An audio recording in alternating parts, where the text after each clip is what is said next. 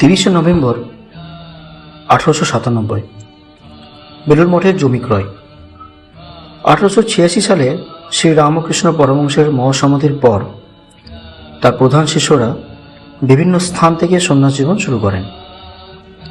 স্বামী বিবেকানন্দ ভারত ও বিদেশে প্রচার কার্যে ব্যস্ত থাকলেও তার মনে ছিল গুরুদেবের নামে এক স্থায়ী কেন্দ্র স্থাপন করতে হবে, যেখান থেকে মানব সেবার কাজ পরিচালিত হবে। এই ভাবনাই পরবর্তীতে বেলুড় মঠের বাস্তব রূপ পায়। এদিন স্বামী বিবেকানন্দের উদ্যোগে হুগলি নদীর পশ্চিম তীরে বেলুড়ে প্রায় 5 বিঘা জমি কেনা হয়। এই জমিটি কিনে দেওয়া হয়েছিল সুধীর চন্দ্র দত্ত নামে এক ভক্তের মাধ্যমে, যিনি স্বামীজি ও বেদান্তের প্রতি গভীরভাবে অনুরক্ত ছিলেন। গঙ্গা তীরের শান্ত পরিবেশ, ধ্যান, জপ, সন্ন্যাসীদের জীবনযাত্রার জন্য অতুলনীয় পরিবেশ ছিল।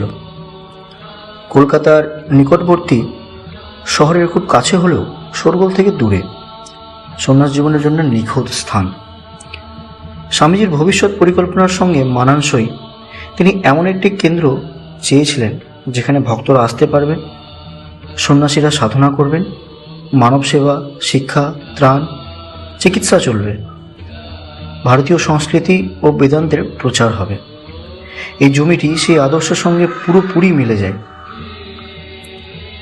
জমি কেনার পর স্বামীজি তার সঙ্গী সন্ন্যাসীদের সঙ্গে নিয়ে বেলুড়ে বসবাস শুরু করেন। প্রথমে ছিল খড়ের চালের ঘর, কাঁঠাল গাছ, গঙ্গার প্রান্তে খেলার মাঠ, খুবই সাধারণ ব্যবস্থা। ধীরে ধীরে এই সরল আশ্রম পরিণত হয় বিশাল বেলুড় মঠে। রামকৃষ্ণ মঠ ও রামকৃষ্ণ মিশনের সদর দপ্তর। এখান থেকেই আজ আন্তর্জাতিক মানব সেবা, শিক্ষা, স্বাস্থ্য সেবা ও বেদান্ত প্রচার পরিচালিত হয়। সর্বধর্ম সমন্বয়ের প্রতীক স্বামীজির মঠের স্থাপত্য হিন্দু, ইসলাম, খ্রিস্টান সব ধর্মের ছাপ রেখেছিলেন। এটি রামকৃষ্ণের যত মত তত পথের বাস্তব প্রতিফলন। হাজার হাজার ভক্তের তীর্থস্থান গঙ্গার ধারে এই মঠ আজ বিশ্বব্যাপী ভক্তের কাছে এক পবিত্র কেন্দ্র।